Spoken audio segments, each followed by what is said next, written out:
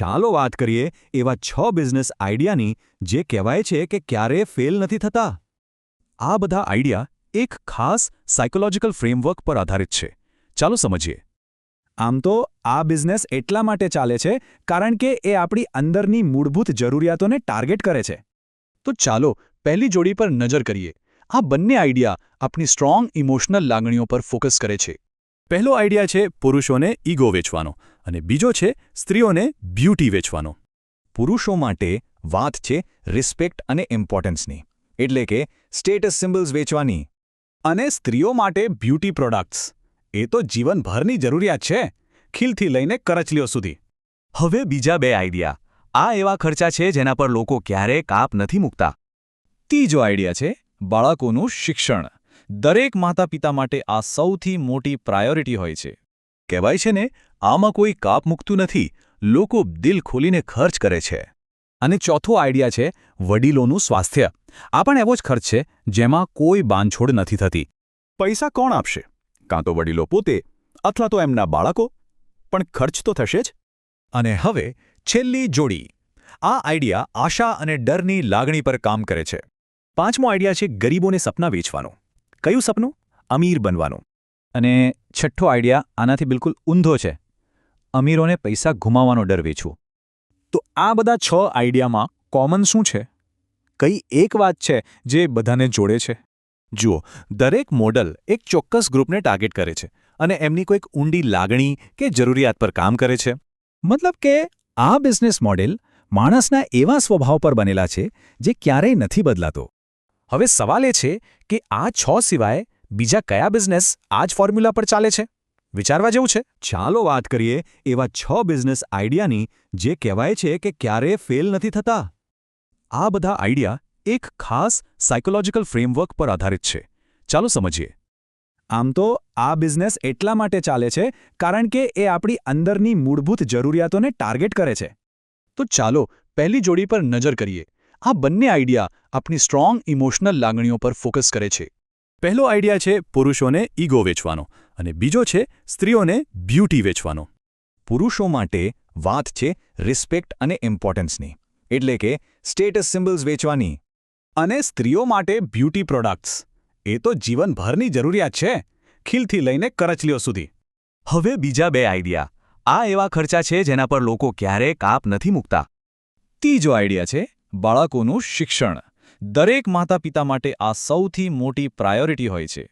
કહેવાય છે ને, આમાં કોઈ કાપ મૂકતું નથી, લોકો દિલ ખોલીને ખર્ચ કરે છે. અને ચોથો આઈડિયા છે વડીલોનું સ્વાસ્થ્ય. આ પણ એવો જ ખર્ચ છે જેમાં કોઈ બાંધછોડ નથી થતી. પૈસા કોણ આપશે? કાં તો વડીલો પોતે અથવા તો એમના બાળકો. પણ ખર્ચ તો થશે જ. અને હવે છેલ્લી જોડી. આ આઈડિયા આશા અને ડરની લાગણી પર કામ કરે છે. પાંચમો આઈડિયા છે ગરીબોને સપના વેચવાનો. કયું સપનું? અમીર બનવાનું. અને છઠ્ઠો આઈડિયા આનાથી બિલકુલ ઊંધો છે. અમીરોને પૈસા ગુમાવવાનો ડર વેચવો. તો આ બધા 6 આઈડિયામાં કોમન શું છે? કઈ એક વાત છે જે બધાને જોડે છે? જુઓ, દરેક મોડલ એક ચોક્કસ ગ્રુપને ટાર્ગેટ કરે છે અને એમની કોઈક ઊંડી લાગણી કે જરૂરિયાત પર કામ કરે છે. મતલબ કે આ બિઝનેસ મોડેલ માણસના એવા સ્વભાવ પર બનેલા છે જે ક્યારેય નથી બદલાતો. હવે સવાલ એ છે કે આ 6 સિવાય બીજા કયા બિઝનેસ આ જ ફોર્મ્યુલા પર ચાલે છે? વિચારવા જેવું છે. ચાલો વાત કરીએ એવા 6 બિઝનેસ આઈડિયાની જે કહેવાય છે કે ક્યારેય ફેલ નથી થતા. આ બધા આઈડિયા એક ખાસ સાયકોલોજીકલ ફ્રેમવર્ક પર આધારિત છે. ચાલો સમજીએ. આમ તો આ બિઝનેસ એટલા માટે ચાલે છે કારણ કે એ આપણી અંદરની મૂળભૂત જરૂરિયાતોને ટાર્ગેટ કરે છે. તો ચાલો પહેલી જોડી પર નજર કરીએ. આ બંને આઈડિયા આપણી સ્ટ્રોંગ ઇમોશનલ લાગણીઓ પર ફોકસ કરે છે. પહેલો આઈડિયા છે પુરુષોને ઈગો વેચવાનો અને બીજો છે સ્ત્રીઓને બ્યુટી વેચવાનો. પુરુષો માટે વાત છે રિસ્પેક્ટ અને ઇમ્પોર્ટન્સની, એટલે કે સ્ટેટસ સિમ્બલ્સ વેચવાની. અને સ્ત્રીઓ માટે બ્યુટી પ્રોડક્ટ્સ. એ તો જીવનભરની જરૂરિયાત છે, ખીલથી લઈને કરચલીઓ સુધી. હવે બીજા બે આઈડિયા.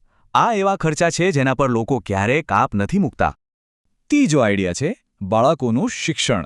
દરેક માતા-પિતા માટે આ સૌથી મોટી પ્રાયોરિટી હોય છે. કહેવાય છે ને, આમાં કોઈ કાપ મૂકતું નથી, લોકો દિલ ખોલીને ખર્ચ કરે છે. અને ચોથો આઈડિયા છે વડીલોનું સ્વાસ્થ્ય.